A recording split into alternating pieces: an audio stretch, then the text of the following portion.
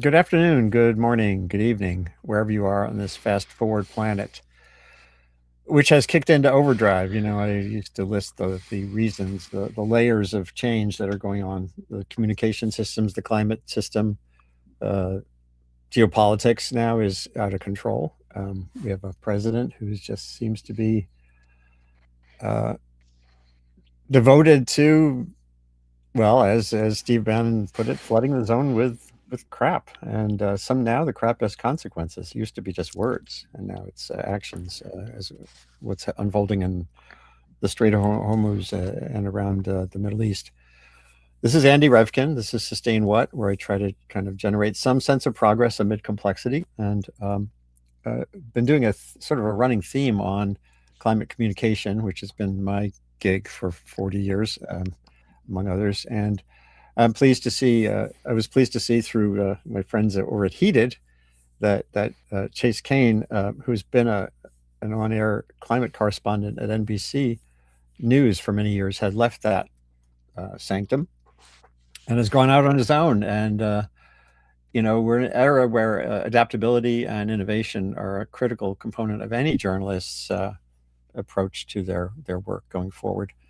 When I have young people, journalism students ask me what to do, it's mostly not to do the thing that I did for most of my life, which is just sort of, you're on a freight train. I was at magazines and the New York Times. That still is a path, but you have to kind of create your own future going forward. And Chase, you're doing a good job of that. So welcome to Sustain What. And I thought, well, first of all, how are you, and where are you? By the way, where are you in the world? Well, at this moment, and thank you for having me on, first of all, Andy. At this moment, I'm in Los Angeles, but my partner and I are actually in the process of moving from Los Angeles up to San Francisco. So staying here on the beautiful West Coast. So I'm coming to you from California. It is very much morning. I'm still having my coffee, but you're probably having lunch at this point. Actually, I just had my late breakfast here in Maine. Oh, okay. Well, then we're on the same schedule. Yes, there you go. And just a quick thumbnail sketch. Actually, let's just start with this thumbnail sketch you've produced, a YouTube video. That's kind of your introductory video. It says share audio, so I think we'll be able to hear it. And let's just listen and watch this fun little reprise of what you're doing. If you are watching this, you are the reason I quit my dream job.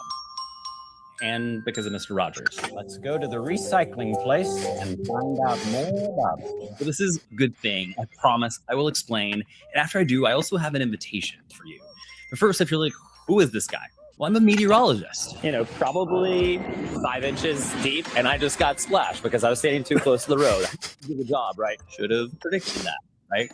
And I was also the first on-air reporter at NBC dedicated to covering climate change. That meant that I was reporting everywhere from NBC Nightly News to your local NBC station, and alongside some pretty famous people like Al Roker and Hoda Kotb. Go Chase. Is that right? Go Chase. Needless to say, I worked with some really talented, smart, passionate journalists at NBC for more than a decade. It was my dream job. So when I walked out of the newsroom knowing that it would be for the last time, I was a little emotional. So then you're like, well, why did you quit? Well, author Ryan Holiday describes the place where I was at as the pinch between the way that you wish things were and the way that things are. And the way that I wish things were was that we lived on a healthy, vibrant planet that we cared for, that there was clean air, that there was no plastic pollution or pollution from oil and gas, that forests and oceans are thriving, and that everyone had access to cheap, clean energy. And guess what? We can live in that world, but first we got to start talking about it more often. We need to talk about nature and environment and solutions. Don't be afraid to talk about it. Talk about it all the time. But that's just not the way that things are in mainstream media. I mean, for me, I started to feel like I was living in the movie Don't Look Up. If I were to describe Don't Look Up in a nutshell, it would be an analogy of modern day culture and our inability to hear and listen to scientific truth. And if you're curious about that, I had an entire conversation with former CBS and ABC News climate producer Tracy Wolf and Emily Atkin from Heated. The link to that video is in the description. But my deeper reasons are really about you. and Mr. Rogers. As a kid, my mom will tell you that I was obsessed with Mr. Rogers' Neighborhood. As an adult, I heard something that Fred Rogers said that really stuck with me. My mother used to say, whenever there would be any really catastrophe that was in the movies or on the air, she would say, always look for the helpers. There will always be helpers, even just on the sidelines. That's why I think that if news programs could make a conscious effort of showing rescue teams, of showing medical people, anybody who is coming into a place where there's a tragedy, to be sure that they include that. Because if you look for the helpers, you'll know that there's hope. And how often do you see helpers in the news? Sometimes, sure, but not often. And there's that incredible wisdom from Adrienne Marie Brown, who said, what we pay attention to grows. Basically, the law of attraction. So what if we apply that to what we pay attention to, what we watch, and we start focusing more on all of the helpers, all of the doers, all of the scientists, the farmers, the moms, the kids who are doing things to care for and protect our beautiful, marvelous planet. If we do that, I think that the good gets even better, that the good spreads and has a real ripple effect. And I'm not saying don't watch the news, don't pay attention to anything bad. I think it is especially important in a democracy that we stay informed. But there is a line between informed and overwhelmed. And that brings me to why I said I quit because of you. It's because you are here on YouTube. And I want to have a direct relationship with you. I want to have a conversation and connect with all of the other people who love our marvelous planet as much as I do. And YouTube is now where more Americans watch things than anywhere else, more than Netflix or any of the major media companies. And it's growing. 2.5 billion people around the world. And the average in 2025 was that each one of those people watched nearly 49 minutes every day. I think more of those minutes can be, more of those videos can be about nature, about our environment, about how we care for it, how we reconnect with it, how we reconnect with one another.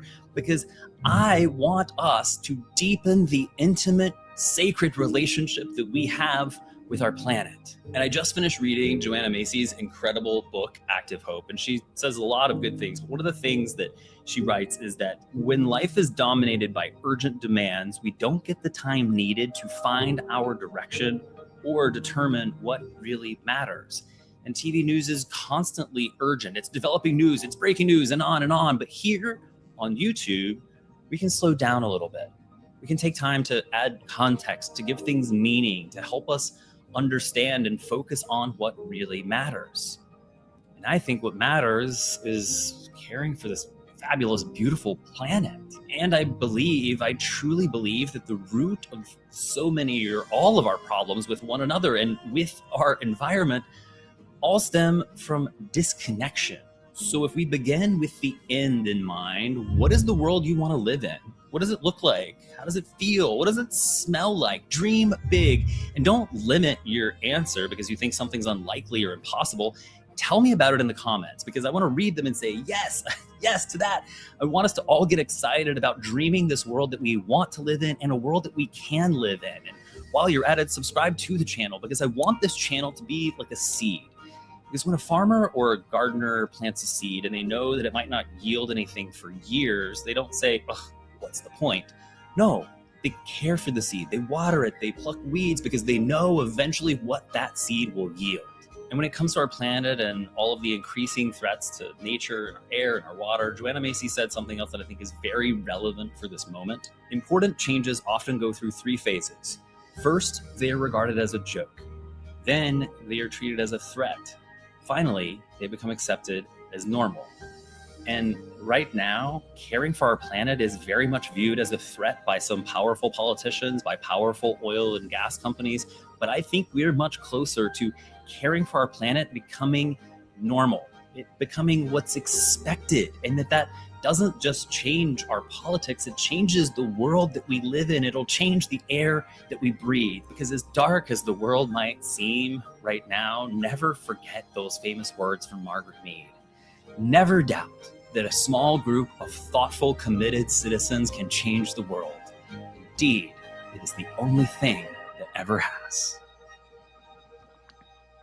Bingo. Thank you for sharing that, Andy. As you can probably tell, thanks for doing it. Yeah, I mean, it was personal. It is personal, which also made it a challenge because, my entire career, it's like the journalist is not the story, right? Like I'm the one that is presenting the story, that's explaining what's happening, that's taking you somewhere, but the journalist isn't the story. And in this moment, I've found myself a little bit as the story. So it was, it took a little bit of courage and some vulnerability, some courage to be vulnerable. But yeah, I mean, everything I said in that is just like truly from the heart. And I imagine that you and all of the other people who care about this planet, that I hope that resonates. Well, I hope so too. And I was just thinking as I was listening to you're talking about YouTube. YouTube is a place you go when you want to fix something, among other things. Our dishwasher had some little tiny component that broke. Where did I go? YouTube, and I put in the make and some description, and there was some guy somewhere in the world who had figured out how to fix it, rather than calling some. So if you think about that context of YouTube, it's kind of an interesting planetary. I love that. YouTube is a place where you go when you need to fix something. Can I steal that from you, Andy? That until you just watching your show. So I think you're onto something there. And Betsy Rosenberg, who will join us in a few minutes, is also she's focusing on the full landscape of from worry to action. But I do think this area of trying to flip the script toward, historically the climate movement was mostly a no movement. Don't do this. Don't do that. Stop this.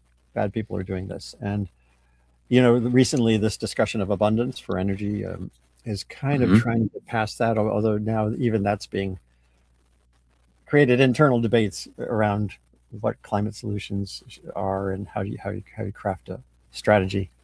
But there are others like on Substack now. There are many. Amanda Royal is very successfully articulating the good news around us that gets hidden by that landscape that when you turn on the news or you turn on your X or even Blue Sky feed, it's mostly negativity.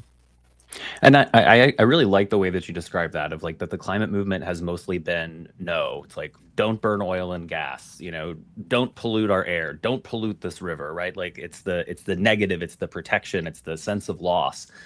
And unfortunately, I think the reality is like there is going to continue to be maybe an even greater sense of loss in the rest of our lifetime. So there's a couple ways to approach that. Like we can approach that with like anger and sadness and worry, and like all emotions are valid. But my hypothesis is this question around like what happens when the yes is more common and maybe more powerful. That if we focus on gratitude, like such a simple thing, and I forget to do it every day, but like there is a huge difference in my life when I focus on the things that I have, the things that I'm thankful for. It shifts my perspective, just the way that I go through a day.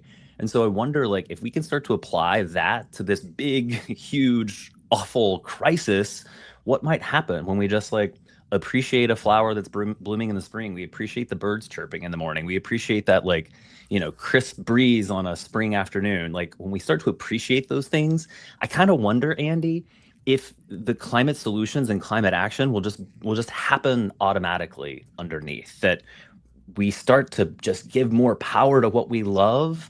And Jacques Cousteau said, we protect what we love. So if we start giving more power to what we love, then I think we're going to start protecting it a lot more effectively. I hope. Yeah. And by the way, there's a zillion stories out there to fill your bin with. And a lot of them relate to communication. I wanted to see if I could show something here, and then I'll bring in Betsy. This is just one tiny little example that I've blogged about and had people on my show. In Canada, there's this mapping project, myheat.ca, and it shows you two different things. It shows you solar rooftop deployment. It's a map using Google, imagery and stuff. And it also shows you the lack of weatherization, homes that are not adequately insulated. They show up, they glow, in infrared. And this, I'm just showing you this as one tiny little story about positivity and about, think about what you could do with that information to drive a community's interest in improving their insulation of their homes. They get to see, well, my neighbors' homes are insulated. I wonder what they're doing. This is like that positive peer pressure. I'm not sure if you're familiar with the Environmental Voter Project, Nathaniel Stinnett, who founded that. Something he says often, that like their tactic and how to activate environmental voters is basically that same principle of positive peer pressure of like, hey, your neighbors down the street have all voted. Like, when are you going to go vote? Your neighbors down the street have solar power and their bills are half of what yours are. Don't you want to save on solar, on your monthly electricity bill too? So yeah, I think that positive peer pressure can work. Yeah, and connecting people that way. And how much of what you plan to be doing is sort of the asking questions of your audience to get their input on what they're seeing and doing? I mean, I hope that came through in the first video, and I hope that it's something I can continue to build upon. That, I want the comment section, my inbox. I'm still refining the website, but there is a way to also just contact me directly through my website. So I want all of these to be places where it's a dialogue, not a monologue. Like I've had enough years of being, the all-knowing correspondent or anchor behind the news desk. Like I've done that for a long time. Like I want to have more of a dialogue. So yes, I'm very much open to ideas and questions and story ideas. So I'm going to bring in Betsy, who got started in the 90s on this journey of trying to engage people on both the problems related to climate and solutions in radio at CBS, and then onward through a bunch of different platforms. Hey, Betsy, also in California, right? Good morning, both of you. So happy to join you. I hope you don't mind if I sip on my caffeine. With daylight savings time, I thought I had much more time to sleep, and all of a sudden the alarm went off. Wake up and smell the coffee. Wake up and smell the carbon. Yeah. So I thought, let's take a quick dark dive into why each of you found the sort of mainstream broadcast medium so frustrating. I know, Chase, you went into this in depth with Tracy Wolf and with Emily Atkins, so I don't expect us to dive deep, but how much of that was part of the issue, dealing with that? What you said earlier, TV and the news is really about things that are breaking news, right? And climate change is this building, progressive, prismatic challenge. So when did that become sort of an unsustainable fit for you? Yeah, I mean, like that, it's the question that people have asked me, publicly in settings like this, but also just like in my private life, and my, friends and family are like, well, what was your breaking point? And the unsatisfying answer is that there wasn't one. There wasn't just like a morning that I woke up and said no more. It was, kind of that death by a thousand cuts. And I should say there was nothing malicious at NBC. It's not like NBC is actively trying to suppress climate coverage. That is not at all the case. And as far as I know, they're going to hire a replacement for me. So they do care about this. I think it's more like a fundamental issue with mainstream legacy media, that there is somewhat of a lack of understanding about like how so many, virtually all issues are connected to climate change in some way, and then also helping them helping producers and decision makers understand why it should actually be in a newscast, and not at the end of the newscast, but in the A block, early in the newscast. I mean, we could probably fill an entire 2 hours just talking about what the war in Iran is doing to our planet. And so why are we talking about the war in Iran without talking about the impact on the air that all 8 billion people on the planet breathe, right? Like climate is connected to, I won't say every story, but almost every story. And so over time, it's just that like, why is this thing that affects all of us not higher in the newscast? Why aren't you giving this more time? And I think, every person has their sort of, their limit. And at some point it's like, I just wanted to focus more on the journalism, more on the communication, more on the connecting with people. And I also want to be able to have the freedom to do stories that I don't think NBC would run. Like, I have lots of kind of woo-woo, I guess you would say, ideas about what it means to like be in nature and be with nature, and like how that also benefits us like physically and mentally. Like there's a lot of that ground that I want to explore as well. And there's a lot of that ground too. That's wonderful. So Betsy, can you just kind of describe in a thumbnail your your breaking point. Well, you know what you explain a little bit about what you were doing in the '90s when you started your radio project, and then how you transitioned. Thank you. Well, in a thumbnail, my goodness, 29 years this Earth Day. I'll do my Yeah, best. sorry. No, I'm sorry, really. Lot to say. Working on a book, but in the meantime, things are in flux. Let's see. As a kid, people say, "How'd you get this way, Betsy? Why are you so green?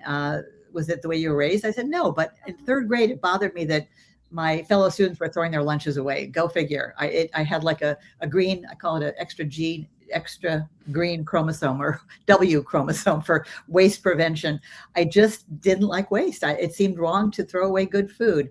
I grew up to find out not everybody has that obsession, and that's where it began, I guess. And then it was quite, recessed. It was recessed, and then it kind of blew up when I got married. My husband, who's from New York, I'm from the Bay Area. We will welcome you here happily, Chase, Northern California. He was shaving and wasting water and brushing his teeth, and the water was running down the drain. And I grew up with droughts. He did not, and I did my. And after a year of operant conditioning, I was a psych major. He says brainwashing. He said, okay, I get it now. I've changed. I take the wire hangers back to the dry cleaners. He's a lawyer.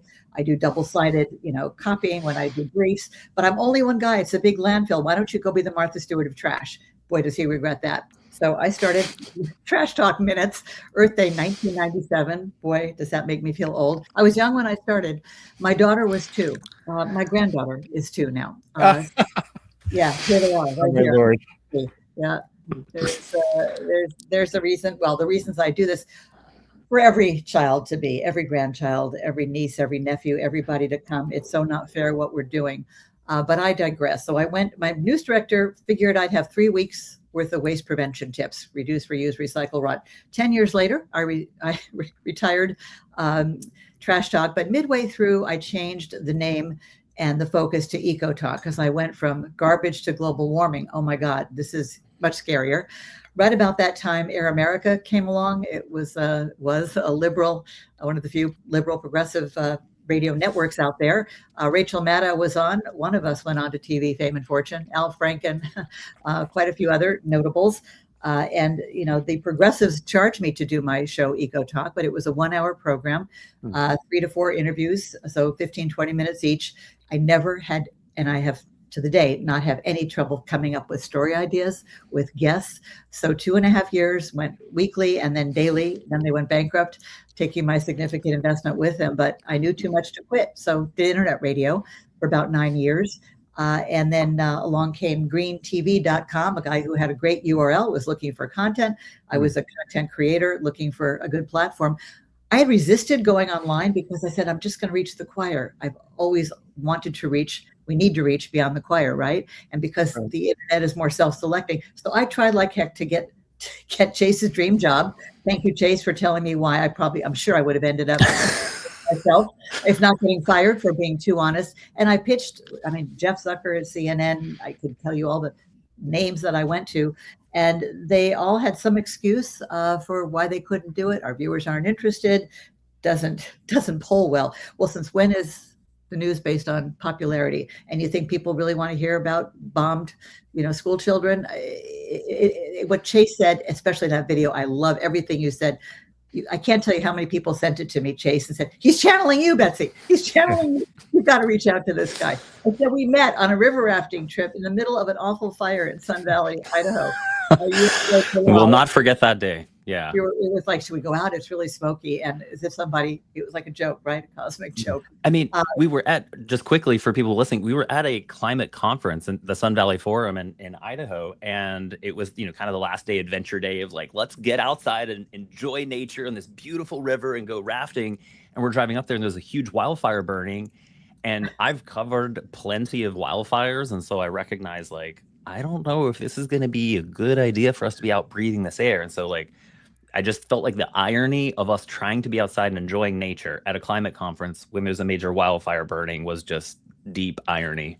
And I had the same feeling because as a reporter, I covered a lot of fires for KCBS before I did Trash Talk, and I knew I had more than a lifetime's worth of bad air in my lungs.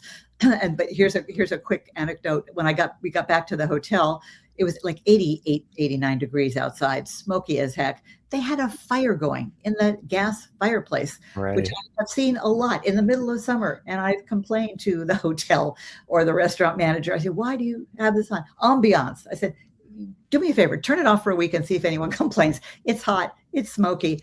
Here at a climate conference where people were staying, they had a fire burning. It's like, what's wrong with this picture, right? The disconnect. So that's a bit of my story. I can give you the last year's update, but I don't want to dominate here. Yeah, no, this is good. And here I'm just showing the latest from Media Matters coverage the last few years. Now one thing that comes up, and actually Joe Whitty, who's a longtime meteorologist, he was at NBC. Actually, he's in the comments here. Hold on, let me just change the landscape so we don't lose Betsy. Joe Whitty says, sort of goes back to what Andy has talked about, finding space in the paper or on the TV screen for slow-moving and invisible threat. And Joe was the NBC correspondent on for weather and climate for a long time, back in the days when Betsy was doing her radio work. And Joe, it's great to hear that. But this issue of incremental stories, like let's pause for a second and let's think we're talking about economics. And you guys are the national debt reporters. We got to get the national debt in the headlines. In the meantime, you got the stock market going up and down, and you have Strait of Hormuz shut, and you're talking about the deficit, or the deficit is kind of in a generic long-term phenomenon that's one of those looming issues. And climate change has all these components that are dramatic, like wildfires here or a heat wave there, but it's still incremental. So are we just expecting too much of these media entities? I don't think so, but I also I understand we're trying to, compare climate change to something else, but we don't eat dollar bills. We don't drink coins. Like this is our life. This is the food we eat, the water we drink. So is the national debt bad? Is it a really important story to cover? Absolutely. But they're very real threats to our lives. And Betsy's just said, I can't believe she's a grandmother. Betsy said Betsy's a grandmother. She probably wants her grandchild or grandchildren to have a beautiful, healthy planet. And what grandparent doesn't? Right. So that's just where I come at this from. Oh my goodness, so much. I by the way, I've never seen it as invisible or incremental. It's, I guess, an Eskimo sees, all kinds of snowflakes. I see climate change wherever I go, and not just climate, oceans. There's, what's going on with, wildlife and plastic pollution and everything. And it just has been mind-boggling, mind-bending that my former broadcast news industry does not see the potential to tell the most interesting, important news. And when Jeff Zucker famously was asked, why don't you do more climate coverage? That was about 10 years ago. That's when I started harassing him. He said, well, we know we should do more. We just don't know how to make it interesting. Well, I do. I've done at that point about 3,000 interviews on it. You just don't know where to look. You don't know how to connect the dots. You don't know how to focus on the gazillions of solutions and solutionaries. And guess what? We will never run short of challenges, never run out of solutions, and never run out of people, as you say, who are doing this incredible work that people don't know about. And now that people are finding out about our planetary pickle, they're giving up. It's too late. No, it's not. You just got to listen to what's going on and join us. We need you, and you'll feel better. Joe Whitty actually just added another comment from LinkedIn here. That's pretty interesting. It's a story tip. Check out Eco Nana. Grandmother. I was actually smiling. I'm sorry. I'm interrupting you, Andy. I'm sorry. No. About his comment. Yeah. Grandmother for Climate Action, environmentally focused website of a proud grandmother of 2 and a lifelong Earth warrior, retired from leading NASA's climate site. Oh, interesting. Mm-hmm. Oh, Betsy, do I have to fight? Do I have to fight you for that story? Because that sounds so fascinating. Oh, me too. That's a pretty good one. Eco Nana. Well, I'm gonna. I have a better idea. I'll tell you at the end. We can collaborate with. I think to a certain extent, this to me illustrates 2 things. One is the value of doing live shows as opposed to canned shows. Joe's out there and he just says, boom, do this. And we can look it up and get in touch with Eco Nana right away. Mm-hmm. There's another question that came in here just now from Cynthia Nori. Do the media companies now think they have to wait for a disaster to report on climate change based on what Andy just said? I mean, this gets at what, Chase, you dealt with this all the time. I think it's, I mean, that's a simple explanation, but I don't know that that's necessarily the most accurate explanation. I think it kind of relates to what you said earlier, Andy, about, this approach of just flood the zone, of just create chaos, constantly overwhelm the media with things to cover. And so they're just playing whack-a-mole with what's put in. And so I think in the world that we live in the country that we live in right now, where there's just so many things and so much chaos, I don't think it's an intentional thing. I think they're just trying to like whack-a-mole and how do we cover this? How do we cover this? How do we cover this? Oh my gosh, our newscast is full of awful things. We got to put some fun stuff in, but then the fun stuff takes away time for other important stories. And so it's just this like kind of lose-lose situation for the news media. I mean, honestly. And people have said to me over the years, Betsy, people are not going to pay attention till there's a crisis, till there's a disaster. I said, which one do you want to talk about?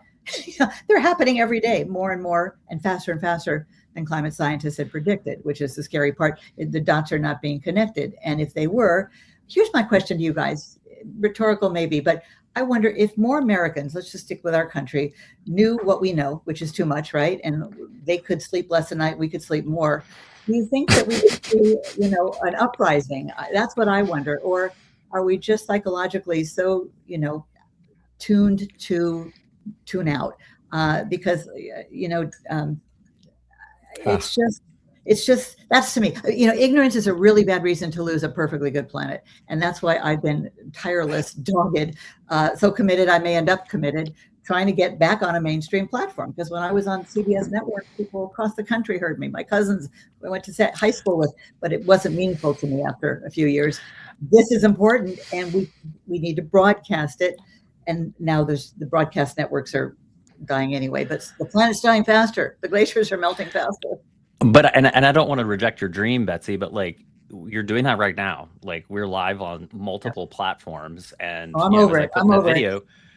YouTube, more people are watching YouTube than more than Netflix, more than any major media company. So like it's there's no longer like the gatekeepers of 3 networks or 4 networks. Like we all have access to be able to reach, as many people as care about this.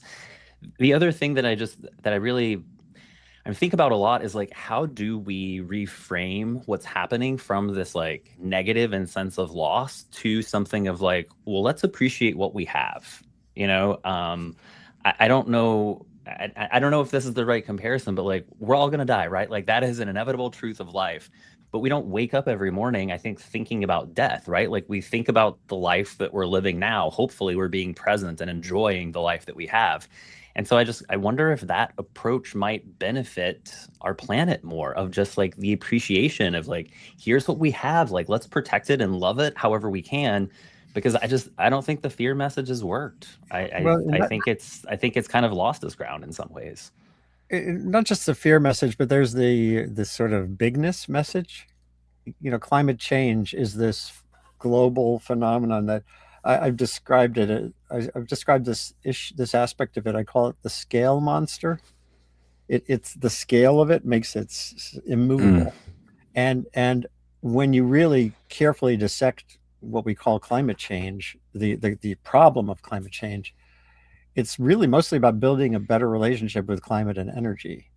And as soon as you start to take it into its pieces, get at those prismatic aspects, not only does that make it seem, you can look at that and say, oh, well, screw it. It's this multidimensional scale giant monster.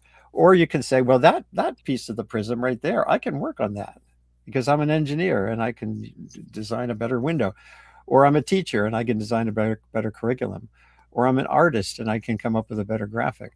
And then, so it's a better fit for humanity to think about building a world of people who are less freaked out about the bigness thing, the hyper object, as Adam McKay calls it, and focus more on getting at those prismatic elements. And if you have 8 billion people doing that, that's actually pretty mega kind of possibility. It just doesn't have that solve climate change aspect to it. I don't know if that makes sense. Well, I swear to God, I've been to probably 300 green conferences, from zero waste back in 1997 when I started Trash Talk to zero emissions. There's one thing that 100% of the time I notice. That is, the people there are the most positive, upbeat, alive people I know. Why? Because they have something, a secret that they don't want to be a secret. They know what's going on. They're up to the solutions. They're the solutionaries by definition of them being there. And I said, people are walking around looking glum. There's plenty of reason for that. But we're not depressed and angry. Well, we are, but not most of the time. Most of the time, you were like Chase. I'm sure you've been to other climate gatherings. The one in Sun Valley, people there have a sense of purpose. And when people say, you don't look your age, you can't be a grandmother, I say passion and purpose. Join us. We need you. Really, and the research is starting to show that. The medical research, one of the keys to longevity is have a reason to get up every day. And what I just want to say is, it's not just climate change, climate being the mother of all eco challenges, the great exacerbator. You got to chunk it down into sound bites. And that's why I've managed to do 5,000 interviews on all shades of green. And I've never run out. I've got 10 I would love to do this week, including you, Chase. I think that there's a way to do both. I think we have to let people know about the urgency, about all the facts, the data that show we are in deep doo-doo, really, but also show what's possible, and not just someday, what people are doing today. The whole key is to scale it and amplify, scale and amplify. And that's what I was hoping to do on a broadcast network, but I don't know if we'll have time to talk about it, but those experiences were very telling. And everything you said about it, Chase, corroborates what I experienced at all three networks in terms of the reasons given. I pitched the Today Show, during Climate Week in New York. They said, well, can you dumb it down? You got to be chipper in the morning, yeah. But well, and actually, sorry, go ahead, Andy. No, go for it. I was gonna ask. I don't know if you could put the bar graph back up that you had of the broadcast network's coverage, because there's one thing in there I wanted to point out that not bragging, but a point of pride was that after the 2024 report from Media Matters, I reached out to them and said, like, hey, you're only looking at the Today Show and Nightly News on NBC, but there's a show in the middle of the day that is national, NBC News Daily, and all of my stories run on NBC News Daily, which is a national show on NBC broadcast. I was like, why don't you consider counting that? And they did. They added NBC News Daily as part of their count for 2025. And so you see that bar graph, like, consistent, steady at NBC. And I think part of that is because they started counting this national midday show where my climate stories were running. But you still see, like, even that, like, small victory, but like none of these numbers, I don't think, are as high as they should be given, the scale of the problem. Mm-hmm. I also just wanted to quickly, if I can, address Ned Komar's question about, like, what would the skeptics say? Yeah, I was going to. And I also welcome both of your perspectives on this. Ultimately, either climate change is real or it's not. We can boil it down to that. If it is real and we don't act on it, the risk is everything. If we act like it's not real, but it is, the risk is everything. So we have two paths. One path has no risk. One path has immense risk. From just a simple logical perspective, why would we not go down the path that has no risk and all benefit? If it turns out in 20 years that climate change isn't real and we've acted like it was, we have a cleaner, healthier planet. Everything is better, no risk. So to me, the skeptic's argument just doesn't make any sense. Well, I want to subdivide this what he calls the skeptics here into two groups. Judy Curry, who I've known for a long time, she is a maximizer of uncertainty. She's looking at the science that goes into that whole arena, and she's developed a pretty solid career in that area of communication or miscommunication. Roger Pielke Jr. and Lomborg, but Bjorn Lomborg, I've had Roger on my show a couple times. His view doesn't actually. There's a lot of overlap in the Venn diagram between Roger and the realistic approach to the climate problem. What he has said historically is that we're often missing other sources of vulnerability or loss. In other words, where people build houses, if they're not tornado resistant, you get more deaths. And then people can quibble forever what's happening with tornadoes in a changing climate. It's actually really complicated, and there aren't clear data there. But we know for sure that we're building a shitload of really crappy housing in zones that are tornado prone. So you can have constructive, solution-oriented conversations on that facet of the climate challenge, which is making our communities and our infrastructure less vulnerable to climate hazards, period.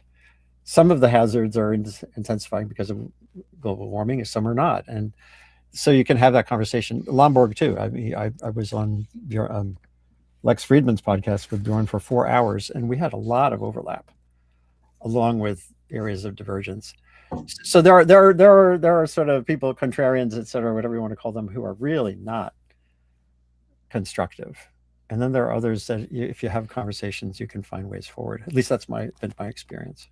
But also the risk of not acting like climate change is real is everything. So like, I just don't see the argument for like picking into uncertainty. I think we should still act like it's real. And by the way, it is. 99.9% of peer-reviewed science says it's real.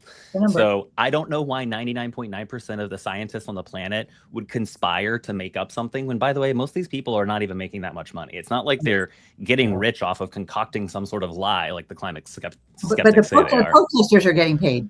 Don't you know?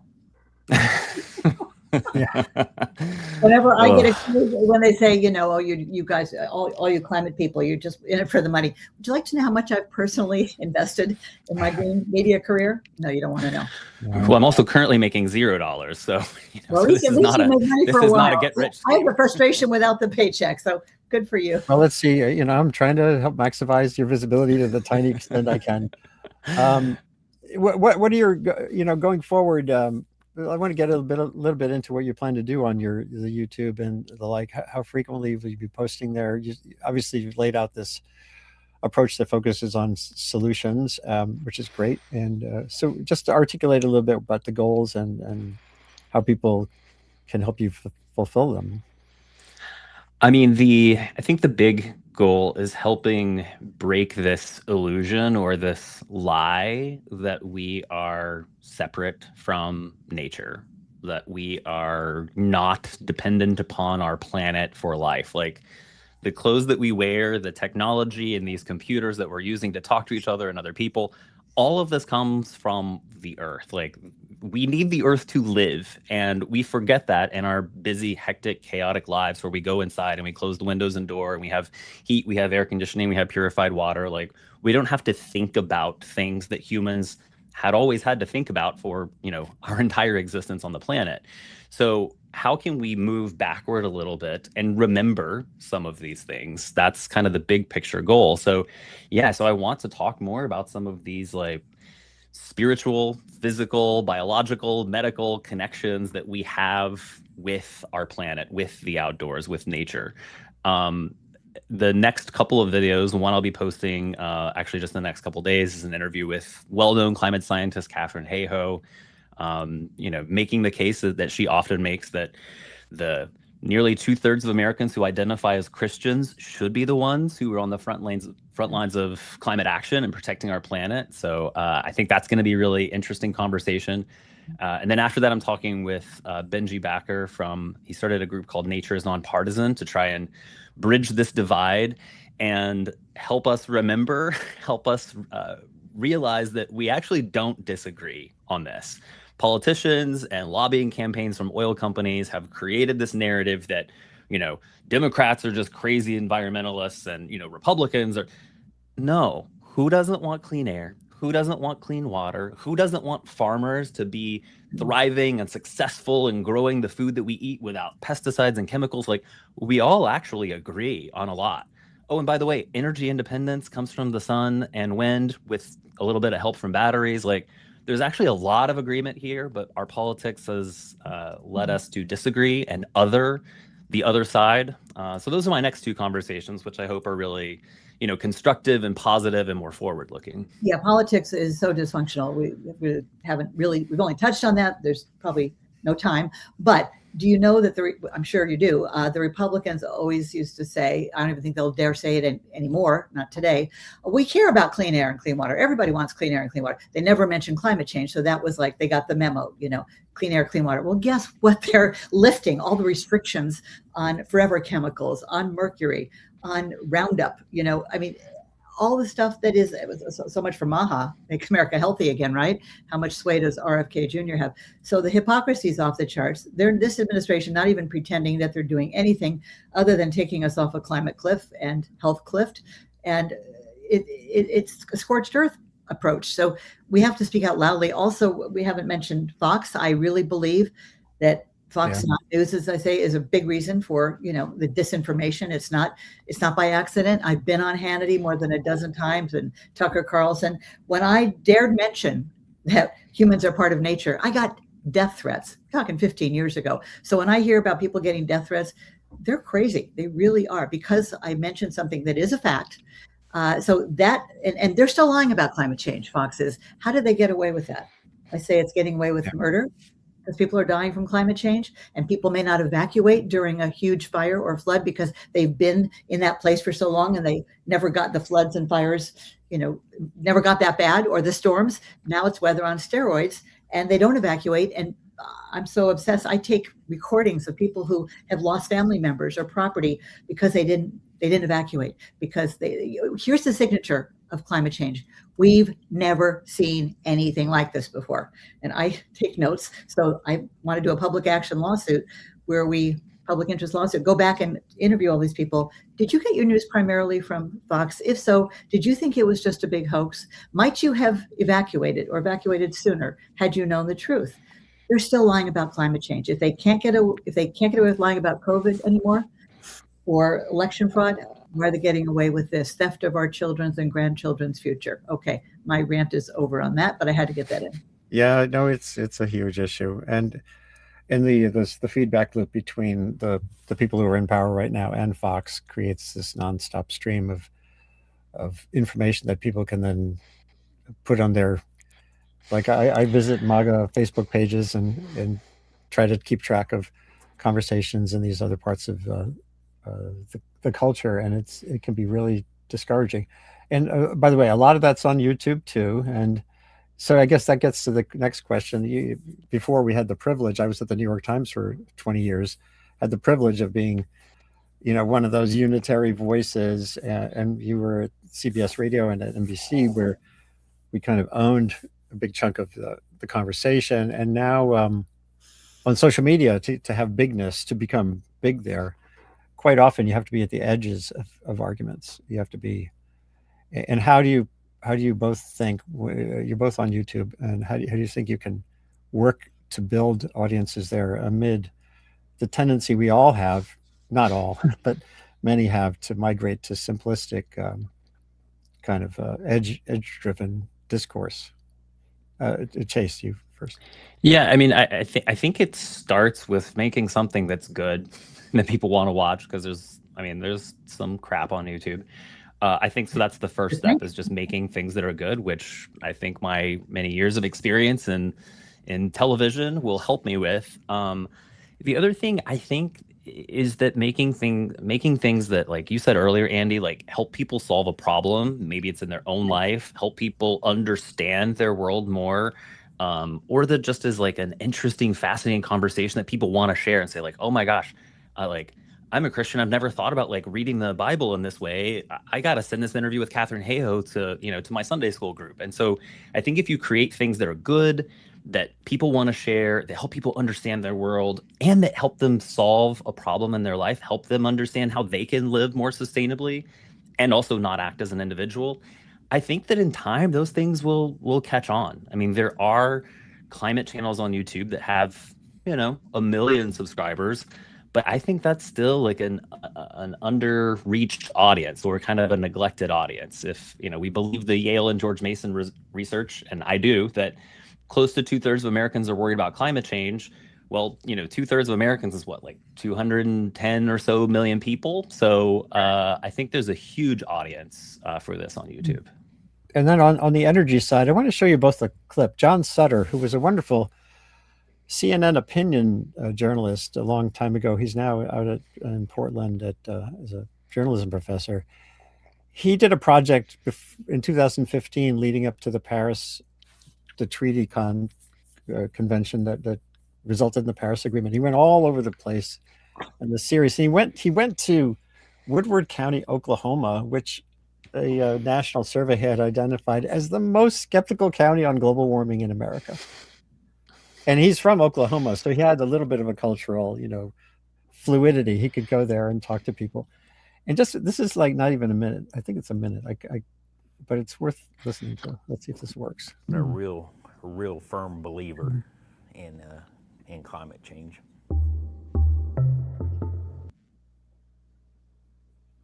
Well, I'm employed in the oil field. I have an oil and gas company. If there's no oil field, there's no jobs. Our whole economy runs on fossil fuels. Now you might say the environment is perfect today because God ultimately controls the environment. We're going to try to have a solar system big enough to supply all the needs of our house.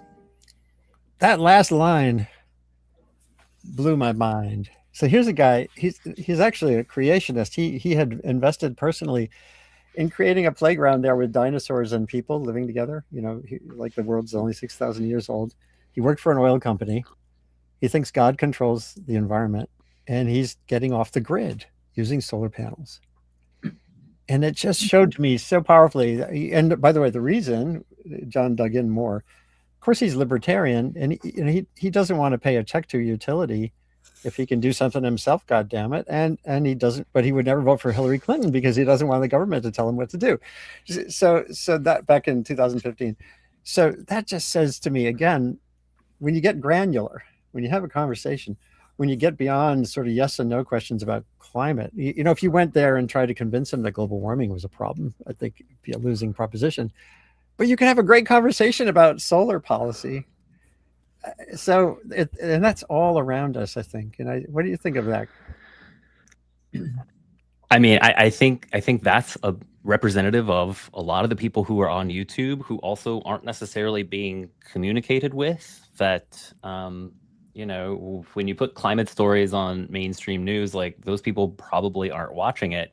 But yeah, like it's the preppers, the people that want to be off the grid understand, like, well, the way that I'm truly independent is that I don't need to rely on someone else to drill and distribute and refine oil and gas, that I'm just plugged into the sun and I'm plugged into the wind. Excuse me. And oh, by the way, the sun is never going to send you a bill for energy. Neither is the wind. So if you want a lower monthly bill, we should lean more into wind and solar because you're spending money on oil and gas anyway. Why not invest in the infrastructure that's going to give you 100% free energy? Yep. And I'm driving around in my EV, hearing about people are up in arms about the price of gas. There are almost affordable EVs right now, and we wouldn't have these wars when they went into Iraq. Some of us were on the streets protesting, knowing there was probably no, weapons of mass destruction, but there was oil, yeah, I've got, my problem is I have too much to say. You can imagine 29 years of experience. I just want to say John Sutter was a writer on climate change for CNN. Most of his stories ended up, online, digital. Like I noticed that, and I'm sure that's what you're talking about, Chase. Why aren't they front and center instead of just putting them online? Although more people are online now than 15, 20 years ago when I was tracking it in particular. He's doing a study on shifting baselines right now, which is probably one of the most interesting concepts I've covered. If we have a moment, would love to share what that is, because that gave me chills when I did that interview. Well, yeah, he's doing a long-term film project, kind of like that famous documentary series 28 Up, where he's going back to the same communities year after year and this gets at the incremental nature of change, where you lose a sense of, each generation is born with a new sense of normal. You lose the memory, so that my daughter will never know what I grew up with running around. I grew up in a walnut orchard in Santa Clara Valley, now Silicon Valley. There was a creek, and we would watch the tadpoles turn into little baby frogs in the spring. That's not there anymore. Just running around till after dark, till dinner's ready. She went to camp, luckily, in Maine. But otherwise, she didn't do that. And so she won't miss what I miss. And her daughter won't miss what, maybe going to camp in Maine. Maybe those options won't be there by the time my granddaughter grows up. That is a scary thought, that to not even know what was, or to what we're fighting for. And with each successive generation, we lose more of that memory. Although there is a flip side, she'll know about heat pumps, and we didn't have those to even think about back then. Okay. So there are positive shifting baselines as well. I wouldn't do it if I didn't believe in positive and hope. People think, well, it's too late. I think, no, it's not. It will be if you keep ignoring these issues, but it's not yet. Yeah, Yeah. and Betsy, the other side of that also is like there is like some of those parts of nature aren't here anymore. Of course, that is heartbreaking. Like it truly upsets me, but there is still a lot that is here. And so that's one of the things I want to focus on is like, how do we appreciate what is still here in order to protect what is still here? Because we can't go back and like, bulldoze Santa Clara and try to like restore these ecosystems. Like that is just not realistic, but we can protect what we still have. William McDonough, famous green architect, 25 years ago, on one of my early years interviews, he said, the question is really, how do we love our kids, country, and planet? And I've repeated that many times. That's a good one. And we'll add grandkids. Yeah, well, this all just emphasizes to me there's plenty of work to be done in your new arenas. Yours, particularly Chase, and for those of us who grew up mainly in the 20th century, like me and Betsy, there's still new frontiers as well. I have an idea. Can I share it? Of course. By the way, I love, and when they talk about, act of God, I say, no, it's actually an act of man. And it's not a natural disaster. It's an unnatural disaster at our own hands. Language is so important. And there is a whole group of victims that have come together to try to get word out about what happens to their lives when the camera crews leave after their homes have been wiped out and their businesses. Here's my idea. What do you think? The ABCs of our environmental future: newspaper, radio, and TV. Andy, Betsy, Chase on YouTube. We're doing that right now. Wow, that's interesting. If we're doing forces, we can get out there big time. I'm an environmental media pioneer, but I'm a social media putz. I suck at that. So maybe together. You're onto something really important that I want to just, maybe we can close out in the next couple of minutes with. I don't know if everyone has to get off right. Wait, we have to close? I thought we could talk about this all day. We could. I mean, we can. But I'm actually on the board of a local group here called Climate to Thrive, and we have a board meeting coming up shortly. But I can stay on. But anyway, the thing that you mentioned is the idea of collaborative approaches to communication. When I started my blog when I was at the New York Times called .earth in 2007, from 2007 to about 2014, the blogosphere around these issues, David Roberts and me and others, was very collaborative. It was a lot of cross connecting. Even when we were arguing, there was a lot of, I would say, well, David Roberts just said this about, or Joe Rahm over in his special place. But we were connecting to each other. We were engaging. We were highlighting each other's work. It was a networked approach to communication, and then it eroded, and that went away. Now I think it's partially because everyone's so desperate to maintain time on site, which is one of those metrics or whatever. People don't click. They don't link out, and unfortunately, like on Substack, I look at the data. Hardly any readers click on links. I loved, as a blogger, infusing my articles with links to all the background context, but in the world we're in now, maybe it's because everyone's in a hurry, no one's actually digging in further.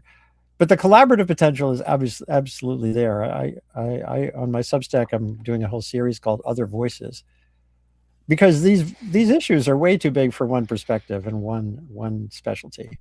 So the more we can keep in touch with each other about when you're doing something new, making sure others know about it, other media, other communicators, the better off I think we'll all be.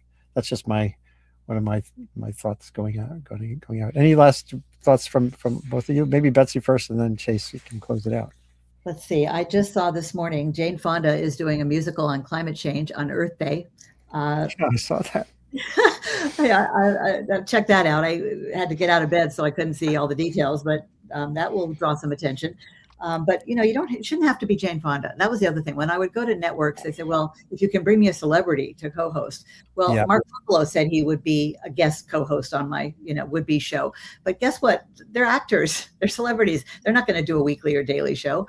And so it was always a catch-22 when I went to pitch them. And you mentioned, Joe Rahm, David Roberts, I interviewed them 20 years ago, 2 decades ago. That should matter to a network, that kind of experience. And I think they were afraid of somebody who knew too much. I kind of got that unofficial feedback that they don't want somebody who will actually talk about it as plainly as we're talking about it here. So shame on them. I'm working on a book called Climate Collusion, all about dereliction of duty, media malpractice. They are a big part of the problem. And in the absence, in the void of proper coverage, Fox all along, night and day, television and radio, has been saying it's a big hoax. And if people don't believe that's a problem, we have a dinosaur in chief 2.0. And if he can stand up in front of the UN in the middle of Climate Week, when there's thousands of us climate experts running around Manhattan, and say it's a big hoax, green scam, biggest hoax ever perpetrated against men. WTF? We have an eco-illiteracy crisis, folks, and it is costing us every day. And voting is the most important thing. But if we don't bring the public along, if we don't educate and engage the greater public, we will not win. I bet my life on it because I have, and a lot of money too. Yeah. So Chase, last thoughts? Yeah, I mean, I would just say I still have a very optimistic perspective on this, even given the things that the president is doing. To reference, actually, I love the original Scream movie. And there's a line in it where they're talking about like the rules of horror movies. And one of the rules is that the killer always comes back for one last scare.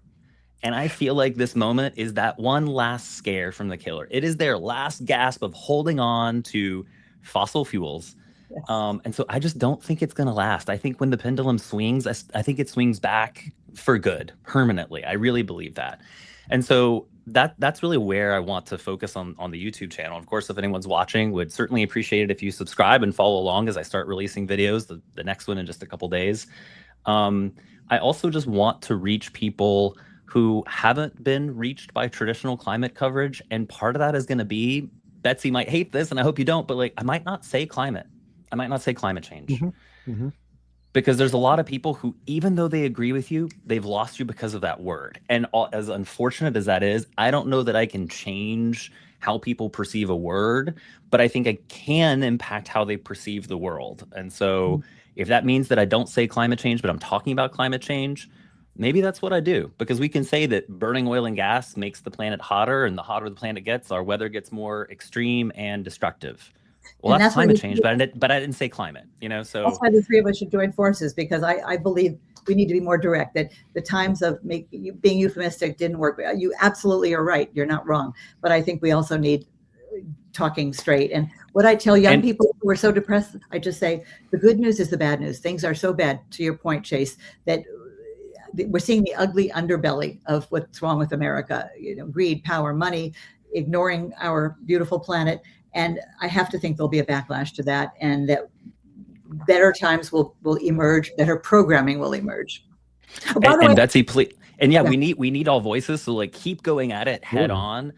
I want to try a different approach though, because I feel a little bit like maybe how Thomas Edison felt when he was trying to figure out the light bulb. He's like, I found 1,000 ways or 10,000 ways that didn't work. And that's kind of how I feel, is that I found all these ways that didn't work. And one of the things that I haven't really tried yet is this other way of like, it's the indirect helping people understand the connection. So watch it evolve on YouTube. We'll see how it goes. If I don't promote my own YouTube channel, I'll get killed. See, I suck at self-promotion. But Code Green, don't go to Code Green on YouTube. You'll get some, hospital stuff.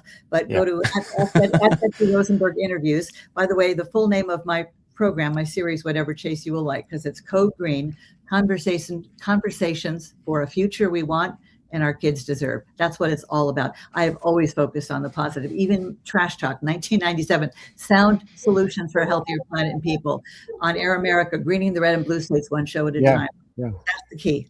There's one more comment that came in here from Facebook. Courtney Kaz says, make more desalination hydroelectric dams that chemically filter water, make breakwater piers that also clean the water, explain how you can use solar in a way that is actually economical in real time.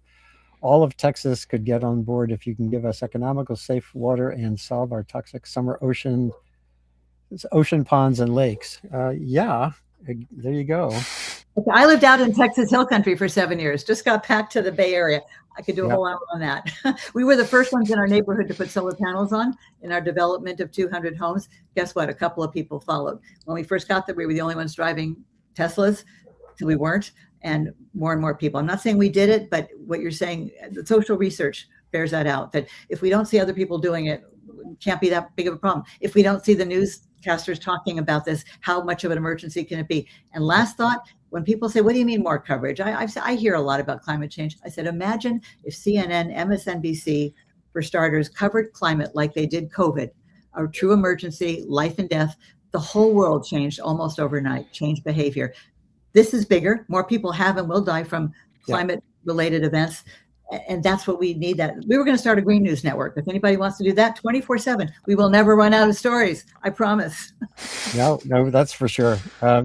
We've kind of run out of time, and I really appreciate both of you being here today. And Chase Cain, welcome to the non-network world. Thank good luck you. with the project. I'm happy to keep facilitating as much as I can with my little project here. And there's another comment came in, fresh from. There is life after network news. Yeah, I mean, and I appreciate both of you in the work. Sorry, there's a pretty good live audience right now. If you can go a little longer, we could just. Yeah, I can. This is my favorite subject. Yeah, I can go for maybe another 10 minutes or so. Okay, so Justin Bass from LinkedIn says, fresh from Farmers Valley. Oh, that might just be a promotional book. Never mind. Goodbye. Oh, spam. Yeah, I mean, to Courtney's point, I think I think part of what she's saying is like she didn't also say the word climate, and in a place like Texas, like that's probably what's going to reach people. If you say climate, you've lost the Fox News audience, but we need and want the Fox News audience. So, you know, I'm not saying that everything I'm going to do is like devoted toward that, but I do want to create content that is accessible and as an invitation to those people, because again, like the Fox News audience probably spends more time in the outdoors, probably spends more time in nature than an MSNBC audience or an MS Now audience, whatever it's called. So they love the outdoors, they love nature. I just don't know that they've connected the dots to how some of these policies are impacting the things and the places that they love. And so if we bridge that divide, then gosh, you've just won a huge segment of the American population, which would, I think, almost overnight flip our politics. That climate change wouldn't be a campaign topic; it would be a non-negotiable. And it actually would be, as you were saying, and I agree with you completely on this. When terminology becomes divisive and sort of appropriated and owned by one particular segment of society, then we're in deep trouble. But you can see Texas by far is the dominant new renewables deploying state. And yet they don't want to talk about it, which is really, we have to. Well, no, they do. No, but you don't have to talk about it. The politicians, not one Republican voted for the Climate Act, and Republican states, red states, are benefiting from the plethora of renewable energy. They're not just benefiting; they're doing the work. It was actually under Republican governor Rick Perry that much of this happened. So it's like, I don't worry whether it's like the guy in Oklahoma. Am I going to spend my time going there with a sign that says climate emergency? Or am I going to just talk to him about solar? How do we maximize a capacity for people to have independent supplies of electricity? Can I give you and I've written, my first cover stories on global warming were all about the big global warming problem. And I look more and more about this as building a better relationship with climate and energy. You can get much more traction than selling that thing that became known through Al Gore and others as the climate crisis.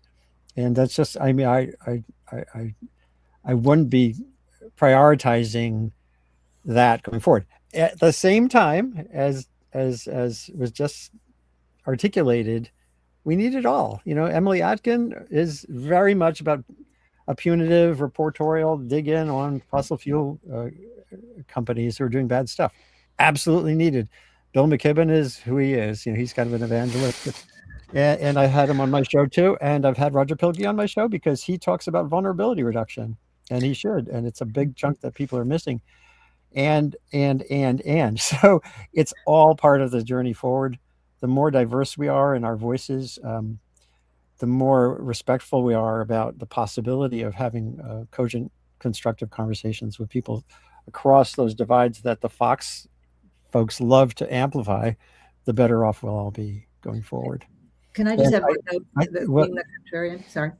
Yeah, well, one more quick thing from you, and then the last word. So we lived in Texas Hill Country, an hour's drive from where those awful floods happened July 4th, all those young children, girls killed.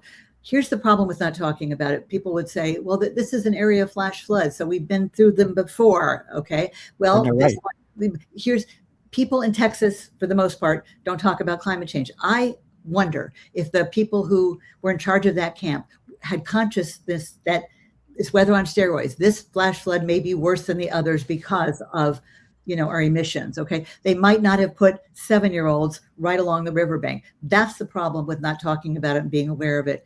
and having it be direct. And that's why I think there's absolutely a need to do that. And of course, none of the tech, Rick Abbott, all the way Ted Cruz, they never once mentioned climate change. And then Trump showing up, the nerve, while he's rolling back our climate protections and regulation, hard fought, late incoming, the hypocrisy has got to stop. I view this kind of as if you think about, like, if you've ever volunteered for a beach cleanup, typically you'll have people kind of line up shoulder to shoulder and walk down the beach and pick up trash. Well, imagine if you didn't have enough people to cover the width of the beach. Well, then you're missing a lot of trash in the sand. And so, yes, I think we need people talking about this directly. I also think we need more people talking about this in an indirect way and never saying climate change. And I'm not saying that's all I'm going to do, but I do want to explore that part of the beach, because there's trash that needs to be cleaned out of that beach. There are people that need to be reached that actually do care about this, that they think they don't care about it because, to Andy's point, the word has been co-opted. So I just want to explore and try different things. That's what this YouTube channel is going to be. So I appreciate the opportunity to encourage people to go there and watch. And of course, bring me story ideas. So Betsy, we're shoulder to shoulder on the beach and we're picking up different trash, but we're still picking up trash. And I'm in Marin and you're coming to the Bay Area. So let's get together in real life without a fire burning, hopefully. That's perfect. Yeah. And we need all of the above. That is the point here. And so we'll make an appeal to anybody watching. Please spread the word, support us. I need subscribers so I don't have to keep paying for this public service labor of love. If YouTube doesn't pay attention to you till you get 1,000 subscribers. And even with my vast experience, I've got 230 viewers and subscribers. I wish for many subscribers for both of you to come. So this is Andy. Thank you.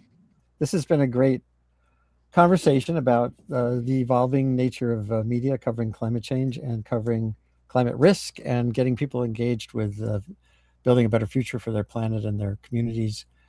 Thanks, Betsy Rosenberg, and thanks, Chase Cain, formerly from NBC and now off into the world of YouTube and beyond. Thank you, Andy. There'll be more. We can come back and do another show sometime as we a lot to talk about. Once you've settled in with your communities there, and keep it up. That's all I got to say. Keep it up. Thanks. This is the end of another. I was going to say .Earth episode. Sustain what episode? We're taking you so far back. Well, I have. You can get in touch with me with ideas through that distracting scrolling bar at the bottom. Review the video. Oh, and actually, Dustin Bass on LinkedIn says his book is not spam. And I see now, right? He's right. It's a good book. So I'm just going to show that one more time. The LA Grand Challenge. Can't wait for coronavirus to be over. Oh, that's from a while ago. Okay, Dustin, you got your day. Take care. Yeah, thank you, Andy. No, it's okay. I'll reach out to a couple people, just responding to comments. But I appreciate the feedback. We all have different perspectives, but I think the encouraging thing for me is that we all want the same thing, and so that's what I hope we keep working. We all love the same thing. Our home, our only home, people. She's beautiful. Yep.